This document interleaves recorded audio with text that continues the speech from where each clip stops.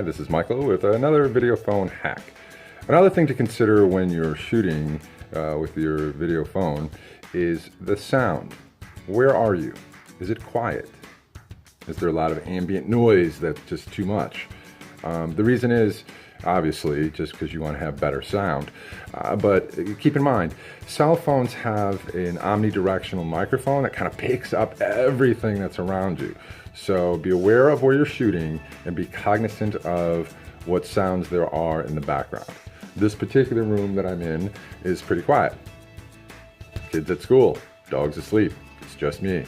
So the sound is a bit better here than at other times of the day. So keep in mind the sound that you're going to pick up in the background, as well as what you're trying to say in your video. Okay, this is Michael with Serr.biz. Be sure to follow me in Facebook, YouTube, Twitter, Instagram, and other places. See you around. Bye.